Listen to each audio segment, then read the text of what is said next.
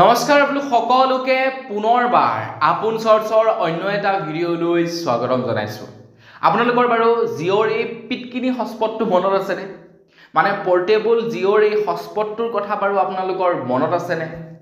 এই হটস্পটটোৱে কি কৰিছিলে, এটা সময়ত যেতিয়া মানুহৰ ওচৰত 4G মোবাইল নাছিলে, তো তেওঁলোকক এই পিটকিনি হটস্পটটোৱে 4G নেটৱৰ্ক প্ৰদান কৰিছিলে। এই হটস্পটটোৰে প্ৰায় 10জন মান মানুহ একেলগতে কানেক্ট কৰিব পাৰে।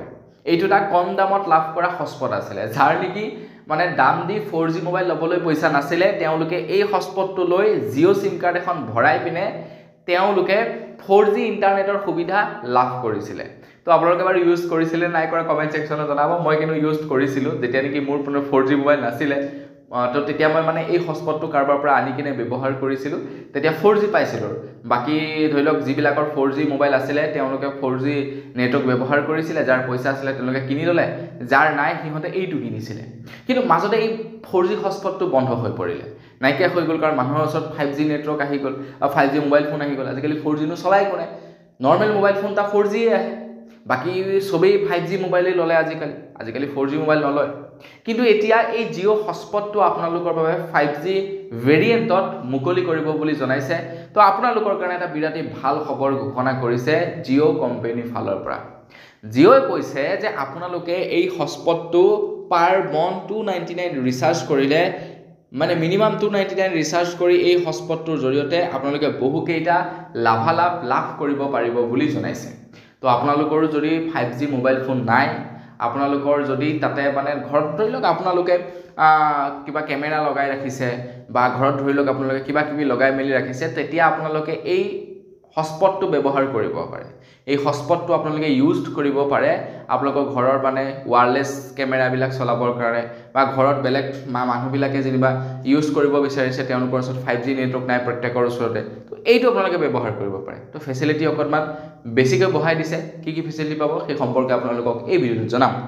তো জিঅ' ফালৰ পৰা কৈছে আপোনালোকে যদিহে এই হটস্পটটো কিনে, ইয়াতে আপোনালোকে এতিয়া 150 Mbps আৰু 50 Mbps, 150 Mbps আৰু 50 Mbps দুটা স্পীডৰ আপোনালোকে লাভ কৰিব বুলি জনাইছে।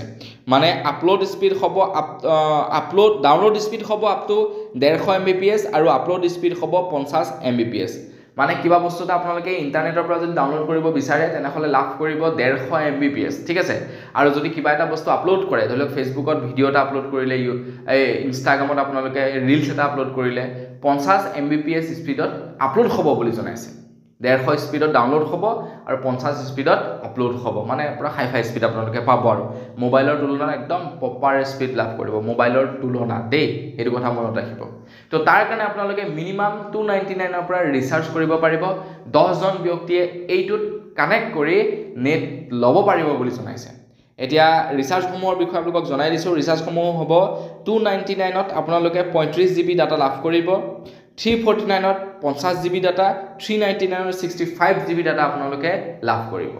এতিয়া আপোনালোকৰ ঘৰত যদি মানে ঘৰৰ আইতা খুৰা কিবা কিবি যাৰে নহওক আৰু, তো তেওঁলোকৰ সৰু সুৰা মোবাইল আছে চলাব লাগে, সেইটো আপোনালোকে ইয়াৰ পৰা কানেক্ট কৰি চলাব পাৰিব।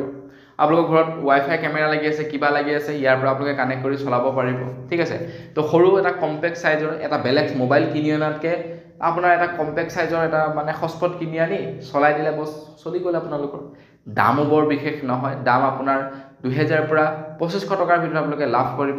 যদি কিনিব বিচাৰিছে তেনেহ'লে মই ইয়াতে ক'ৰবাত লিংক দি দিম আপোনালোকক, ভিডিঅ'ৰ ডেছক্ৰিপশ্যনত লিংক থাকিব, নহ'লে স্ক্ৰীণত ওলাই থাকিব, তাত ক্লিক কৰি আপোনালোকে ক্ৰয় কৰিব পাৰিব। তো জিঅ'য়ে এই বস্তুটো আকৌ কণ্টিনিউ কৰিছে।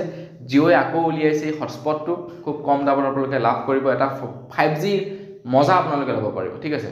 মানে খুব সুন্দৰ স্পীড আপোনালোকে নেটৱৰ্ক লাভ কৰিব যদি আপোনাৰ তাতে মানে নেটৱৰ্ক ভাল নহয়। কেতিয়াবা এনেকুৱা হয় ন, চাবচোন আপোনালোকৰ ঘৰখনত বোলে এইটো কোণতহে নেট ভালকৈ পায়, সেইটো কোণত নেট ভালকৈ নাপায়, আপোনাৰ বিচনাখন আছে সেইটো কোণত, তেতিয়া কি কয় আপুনি নেট চলাব হ'লে এই কোণটোত আহি ল'ব লাগে। এতিয়া কি কৰিব পাৰিব আপোনালোকে, সেই হটস্পটটো সেই কোণটোত থৈ দিব, তো নেট পাই থাকিব। মানে এই ফেচিলিটিবিলাক আছে আৰু, সৰু বস্তুটো যিহেতু ইমান হয়, তো চাৰ্জ দিলেই হৈ গ'ল, চাৰ্জ দি থৈ দিয়ক ক'ৰবাত, কাৰেণ্টৰ দৰকাৰ নাই। তো বৰ্তমান মানুহসকল, তো বস্তুটো যদি কিনিব বিচাৰে কিনক, ভাল বস্তু, বেয়া নহয়, খুব লং লাষ্টিং কৰে, বহু দিনলৈ একোৱেই নহয়।